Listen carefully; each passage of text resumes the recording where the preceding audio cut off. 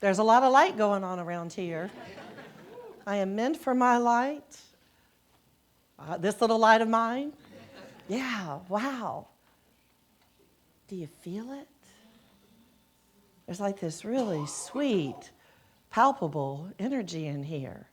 You just took us for this beautiful journey, this beautiful ride. So imagine,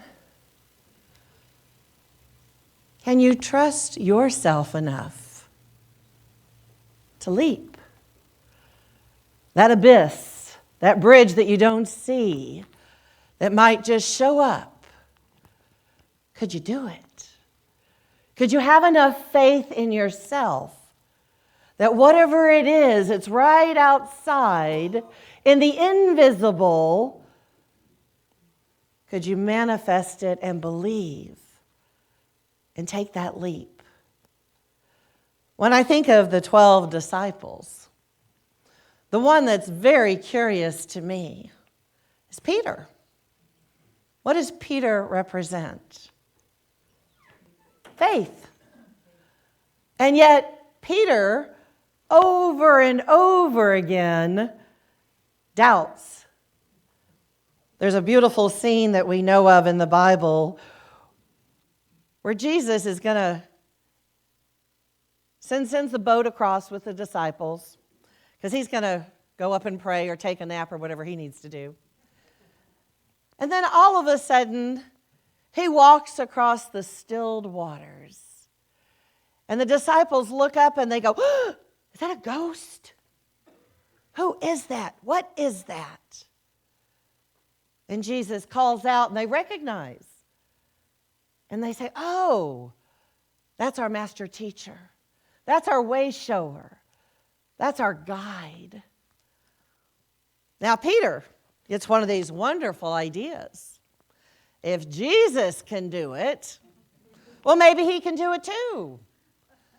So Peter says, Lord, call me. Jesus is like, come on, Peter. And Peter steps out just like that bridge that you just heard about. Totally filled with, if you can do it, I can do it. And he steps out and what happens? He begins to sink. All of a sudden that idea in his mind isn't feeling so good. And he says, Lord, save me. O ye of little faith. O ye of little faith. So Peter shows us over and over again that we have the power to step in and out of faith. To step in and out of faith. So I took a little journey in the old memory tapes and I said, what has been like one of my biggest challenges? And maybe with one of my favorite teachers. That whole idea of if you can do it, I can do it and more. So it brings me to who I love to share, my wonderful prosperity teacher, Reverend Edwin Gaines. And if you've heard this for the 304th time, you're going to get it for the 305th. My cousin and I, somewhere about the time I was 30, I hadn't been overseas since I was about 15. I was newly divorced and I was newly on the Edwin Gaines train. This beautiful woman said, I am a woman of power. I said, I'll have what she's having. So she planned this incredible trip to Glastonbury, England. And if you don't know anything about Glastonbury, this is where the Knights of the Round Table gathered. This is King Arthur, Lady Guinevere. This is the magic tour where St. Michael's Mound is on top. Joseph, supposedly, legend says, had the cup, the Holy Grail from the Last Supper. And he traveled to this land in Europe and created the first church and dropped that cup in the Holy Well so that nobody would ever be able to take that Holy Grail and do anything deceptive with it. To this day, it is guarded at the well in Glastonbury. Does it exist? Did it happen? Don't know. Doesn't matter. So Edwin Gaines is talking about this beautiful experience we're all going to have. And I have my cousin who's going to sojourn this travel with me. She's about 10 years younger. Remember, I was about 30. She's about 20 at the time. And somewhere in our livelihoods, when I was about 15 and my parents were getting divorced, I lived with my cousin and my aunt and uncle for almost 9 months as my parents went through chaos. And at the time, I was 15, which makes her about 5. Thank you, do the math. And she had these big starry eyes like I could do no wrong. I proved her wrong eventually, but at that time, I could do no wrong. So she travels with me, and she has this beautiful little koala bear with one eyeball missing that she's had from the crib days. But man, planes arrive on time if we bring that koala bear. So we get there to Glastonbury, and we are very clear. This little add-on to the excursion called a fire walk is not ours to do. Very, very clear. So we go through the journey and everything's magnificent. Now we come to that night. And there's this farmer's field outside of the little town of Glastonbury. There's about 20 of us, women only. It's a women's only retreat. And we go out into this little farmhouse, and we're so excited because anything Edwene puts together is really fun. And I am not doing that firewalk. And my cousin is very science. She's not doing it either, but we're going to have a good time. So we sit in there and we listen to the songs. We journal. She goes back and forth with us, checking in. How you doing? We're getting ready for this firewalk. You ready? And I'm like, yeah, I'm ready because I'm not doing it. And my cousin's like, well, I'm doing what you're not doing, so we're not doing it either. And time passes, and we're asked to come and bring a log to where the fire is actually going to be started. And in that log, we bless it. And we set the fire, so the logs are very tall. I mean, it's like 6 feet tall. And over hours, it burns to embers. And the pathway is like 10, 12 feet long. You know, it's half the length of what we're seeing here in the sanctuary. And it is red hot embers. Edwene said they are hot enough to melt molten steel to put in a car. I'm like, great, doesn't matter, I'm not crossing it. Edwene gets up there and she shows us how to do a fire walk. She says, your feet will know exactly what you're doing. When you come to the edge, it's going to feel like there's this invisible veil. And I want you to go through it anyways. And your feet will boom, boom, boom, boom, boom. You'll know what you're doing. I thought, doesn't matter because I'm not doing it. I might be nuts sometimes, but I'm not this crazy. And there was no adult beverages involved.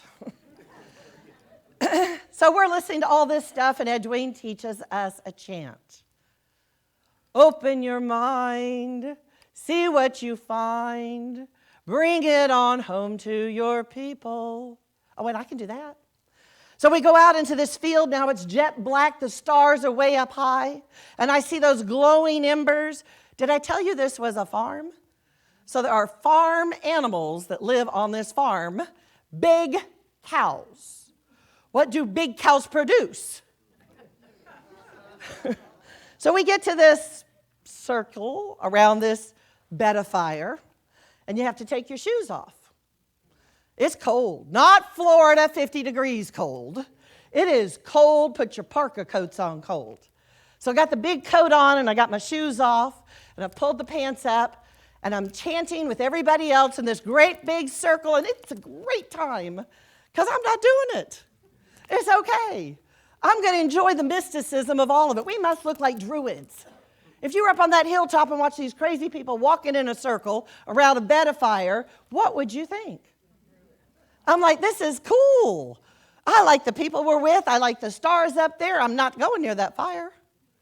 And Edwene said, I want you to ask, can I walk through this fire and not be burned? I thought, okay, I'll play. So I'm doing the little chant, and now I'm asking the question. Can I walk through this fire and not be burned? Somewhere down in the depths of me came the Nike commercial. Do it. So how many people get your message and you still doubt it? Do you mean I'm going to have to pray in front of a whole congregation out loud? Do you mean I'm actually going to have to submit my innermost feelings in a book and get it published? Do you think I'm really going to stand on a stage in front of 96,000 people in Sydney, Australia, Taylor Swift? Am I going to do what my message says to do? Well, I knew that was not my message because I said I wasn't doing this. So I went around the circle one more time. And next thing I know, do it. And I'm standing right in front of that bed of flames. And Dwayne's standing right there, and swear to God, that veil was right here. And I heard her say, do it anyways. Boom, boom, boom, boom, boom, boom, splash at the end. Whew! I just walked through fire. It is amazing what your mind will do in the invisible. And she told us, do not doubt what you have done, or you will create burned spots on your feet because you didn't believe you could do it. Now I'm walking in cow patties that are frozen, and I'm not thinking anything else but cow patties. And it's frozen. And I'm going around that circle. Now I really am clear I don't have to do it again. But now I'm starting to think, where's my cousin? She follows me into everything. Where is she? Swear to God, never saw her, and she crossed that fire 3 times. What does that say to us? When we don't know, and we still get our message, and then we get a little curious, and you get to the very edge of whatever it is that you want to create.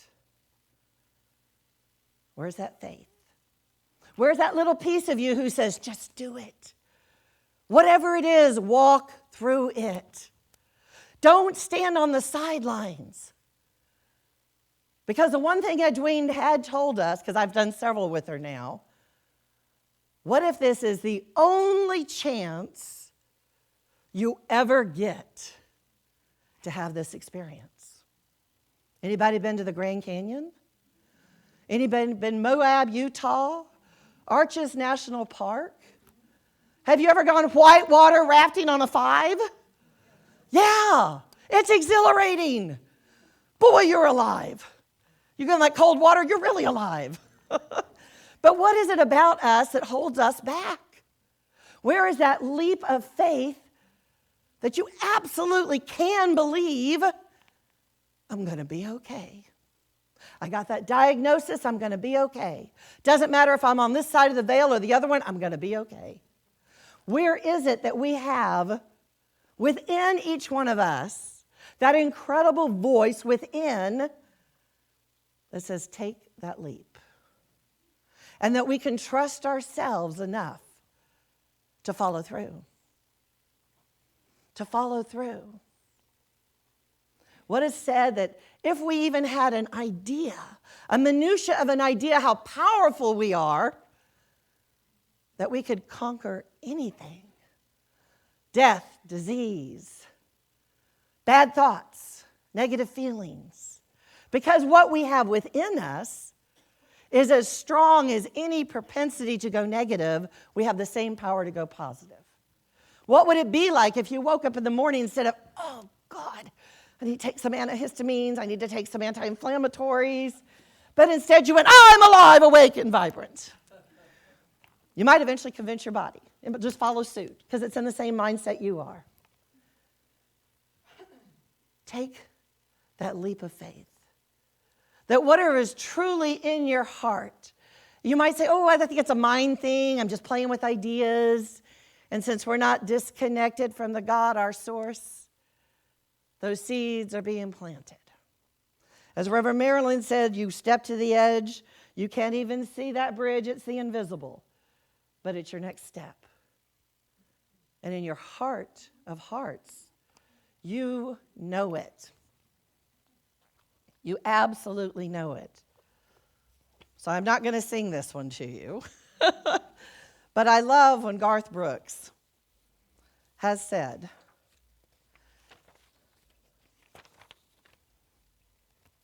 standing outside the fire, we call them cool, those hearts that have no scars to show, the ones that never do let go and risk it all for the tables to be turned.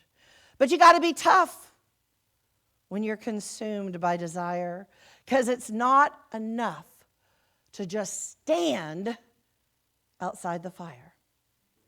So they're so hell-bent on giving, walking a wire, convinced it's not living if you stand outside that fire. Life is not tried. Life is not tried.